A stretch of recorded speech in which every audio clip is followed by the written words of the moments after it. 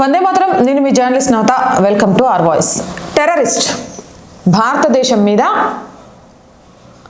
దాడి చేసి విధ్వంసం సృష్టించి పైశాచిక ఆనందం పొందాలనుకుంటాడు. ఈ టెర్రరిస్టులను పెంచి పోషిస్తుంది పాకిస్తాన్. చాలా క్లియర్ కట్గా తెలుసు. జిహాదీ అంటూ వాళ్ళు చేసే జిహాదీ దాష్టికాలు తెలుసు. కానీ జిహాదీ అనే పదాన్ని డైరెక్ట్ బలకకుండా ఒక రాష్ట్ర ముఖ్యమంత్రిగా టెర్రరిస్ట్ కంటే కూడా ప్రమాదకరంగా మారింది ఈరోజు మమతా బెనర్జీ.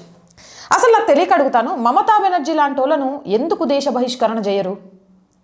కేంద్ర ప్రభుత్వాన్ని, మోదీ గారిని అండ్ అక్కడున్న హోమ్ మినిస్టర్ అమిత్ షా గారిని అడుగుతున్నాను.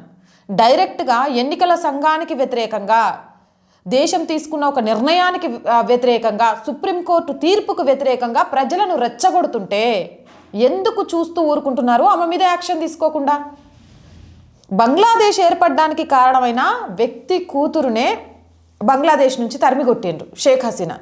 కానీ ఈరోజు షేక్ హసీనా బంగ్లాదేశ్కి ఎంతవరకు ప్రమాదకరమో నాకు తెలియదు. కానీ మమతా బెనర్జీ భారతదేశానికి చాలా ప్రమాదకరం. ఇలాంటి ఆమెను ఎందుకు చూసి చూడనట్లు వదిలేస్తున్నారు? ఆమె ముఖ్యమంత్రి లేకపోతే టెర్రరిస్ట్ గ్రూప్ అధ్యక్షురాలా? ఏమో అంటారుగా డీప్ స్టేట్ కుట్ర అని. ఆ డీప్ స్టేట్ కుట్రలో ఈమెకు ఏమన్నా భాగం ఉందా? పశ్చిమ బెంగాల్ ఆమె అబ్బ సొత్తు అనుకుంటుందా, అమ్మ సొత్తు అనుకుంటుందా? పశ్చిమ బెంగాల్ భారతదేశంలో భాగం అనుకుంటుందా, లేకపోతే పాకిస్తాన్లోనో బంగ్లాదేశ్లోనో ఉంది, తాను ఒక రాణిని అనుకుంటుందా? అంటే రెచ్చగొట్టే విధంగా మాట్లాడి ప్రజలను రెచ్చగొట్టి ఏం మాటలు వస్తున్నాయి కానీ అనలేకపోతున్నా. ఏం చేద్దాం అనుకుంటుంది?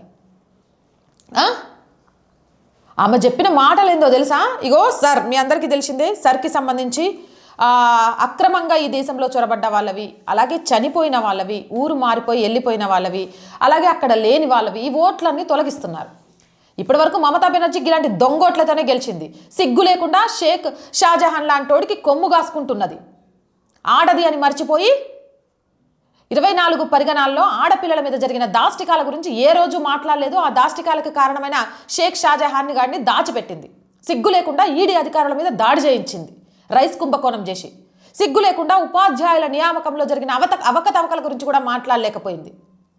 ఒక మెడిసిన్ చదువుతున్న స్టూడెంట్ చావుకు సంబంధించి, మరణానికి సంబంధించి అత్యంత పాశవికంగా జరిగితే అక్కడ వాటికి సంబంధించిన గుర్తులు లేకుండా చెడిపేయాలనుకుంది. ఇన్ని చేసినా మమతా బెనర్జీ మీద యాక్షన్ తీసుకోకపోవడంతో భారతదేశం నుంచి పాకిస్తాన్ విడిపోయినట్టు పశ్చిమ బెంగాల్ని కూడా నేను ఒక ముక్కం చేసేసుకున్నా, ఇందులో నేనే రాణి, నేనే మంత్రి, నేనేం చెప్తే అదే జరుగుద్ది అని అక్రమంగా బంగ్లాదేశీలను పశ్చిమ బెంగాల్లోకి వచ్చే విధంగా సొరంగాలు కూడా ఏర్పాటు చేసి బార్డర్లు దాటించుకుంటూ వాళ్ళకు ఓటు హక్కు, ఆధారు, హెల్త్ అన్ని ఇచ్చి ఇక్కడ భారతదేశ ఫలాలను ఇచ్చుకుంటూ దున్నపోతుల్ని మేపినట్టు వాళ్ళను మేపుకుంటూ వాళ్ళ ఓటు బ్యాంకుతో ఈమె రాచరిక వ్యవస్థను నడుపుతోంది. ఈ సర్ అమలు చేసి దొంగ ఓట్లను తీసేయాలి అని నిర్ణయం తీసుకుంటే దొంగ ఓట్లను తీసేయకూడదట. పాపం బాధపడిపోతుంది. దొంగ ఓట్లను తీయడానికి, అంటే మీవి దొంగ ఓట్లు అయితే ఆ దొంగ ఓట్లను తీయడానికి ఎవరైనా వస్తే వాళ్ళని తరిమి కొట్టండి, వాళ్ళని ఇంట్లో ఉన్న సామాగ్రిని తీసుకొని కొట్టండి, గిన్నెలు తీసుకొని కొట్టండి, అలాగే దాన్ని ఏమంటారు, కారం పొడి తీసుకోండి. ఇట్లా ఆడవాళ్ళంతా చేస్తే ఈ ఆడవాళ్ళకు మగోళ్ళు కూడా సహకరించండి. మీరు వాళ్ళని ఎలా దాడి చేయాలో చాలా క్లియర్గా చెప్తున్నా అని చెప్తుంది. నువ్వేం నేర్పిస్తున్నావు? దేశద్రోహాన్నా? పశ్చిమ బెంగాల్ ప్రజలను లేదా నీకు కొమ్ము కాస్తున్న అక్రమ వలసదారులను రౌడీలుగా తయారు చేస్తున్నావా? గుండాలుగా తయారు చేస్తున్నావా? దేశద్రోహులుగా తయారు చేస్తున్నావా? ఇజ్జత్ లేదు. నువ్వొక ప్రజాక్షేత్రంలో గెలిచిన ప్రజాప్రతినిధివా? ఏం జరుగుతోంది అసలు పశ్చిమ బెంగాల్లో? వాళ్ళు గనక అక్రమంగా పశ్చిమ బెంగాల్లోకి చొరబడిన వాళ్ళు వెళ్ళిపోతే ఈమె పీఠం కదిలిపోతుంది. కుక్కిటి వేలతో కిందికి దిగితే చిప్పకూడు తినాల్సి వస్తుంది. అది చాలా క్లియర్గా తెలుసు ఆమెకి. చేసిన దాష్టికాలు టీఎంసీలో వాళ్ళే కొట్టుకుంటారు. నీ అల్లుడే నీకు పూర్తిగా సపోర్ట్ ఇవ్వట్లేడు. ఎందుకు? నువ్వు చేసిన దాష్టికాలకు కాదా? నువ్వు పుట్టిన పుట్టుక, నువ్వు బ్రతుకుతున్న పుట్టుక నిజంగా ఇలానే మాట్లాడాలనిపిస్తోంది. ఏందక్క గంత రేజ్ అంటే మరి లేకపోతే ఏంది? నా భారతదేశ ప్రజలు చాలా విజ్ఞులు, ఆలోచిస్తారు, ఏది మంచి చెడు అని తెలుసుకుంటున్నారు. అందరిలాగా కాదు, భారత జెన్జీలు చాలా గొప్పవాళ్ళు అనిపించుకుంటారు. వీళ్ళు నోరుంది కదా అని ఊక వాళ్ళని రెచ్చగొట్టుకుంటూ గిన్నెలు తీసుకొని కొట్టండి, కారం తీసుకొని కొట్టండి అని చెప్తుంటే, ఇలాంటి దేశద్రోహం చర్యలు చేసే వాళ్ళని చూస్తుంటే కోపం రాదా, ఆవేశం రాదా, తిట్టాలనిపించదా? మేము చేసి చూపిస్తాం. బీహార్లో చేయలేకపోయింది. బీహార్లో ఏం చేయలేకపోయినరు? ఆ దొంగ ఓట్లను అడ్డుకోలేకపోయినరా? దొంగ ఓట్లలో ఎల్లగొడితే నీకు బాధ అవుతుందా? సరే, తప్పైతే సుప్రీంకోర్టు అన్ని రాష్ట్రాల్లో ఎందుకు కంపల్సరీ అమలు చేయాలని చెప్తుంటే నువ్వు సుప్రీంకోర్టు అధికారాన్ని కూడా ధిక్కరణ చేస్తావా? నీ ముష్టి టీఎంసీ పార్టీలో ఉన్న ఒక మేయర్ ఏమో మేము రాజ్యాంగాన్ని అమలు చేయం, షరియా అమలు చేసుకుంటామని చెప్తాడు. నువ్వేమో జనాల్ని రెచ్చగొట్టేసి మనమే రండి కౌగలించుకుందాం, నేను మీతో కూర్చొని నమాజ్ చేస్తా, నేను మీతో క్యాప్లు పెట్టుకుంటా, అవసరమైతే హిందూ పోరగాళ్ళని తీసుకొచ్చి గప్పుడు గా కాలంలో కొలతలు కొలుసుకోవడానికి ఇచ్చినట్టు మీకు ఇచ్చి పడేస్తాను, నన్ను మాత్రం ఈ సీట్లో ఉంచండి, నేను ఆడ రాక్షసిని అనుకుంటుంటావా? ఇది దారుణం కదా? వెస్ట్ బెంగాల్ నుంచి ప్రజలను వెళ్ళగొట్టేందుకు ఎవరికి అనుమతించబోమని స్పష్టం చేసింది. వెస్ట్ బెంగాల్ ప్రజలను ఎవడు వెళ్ళగొడతాడు?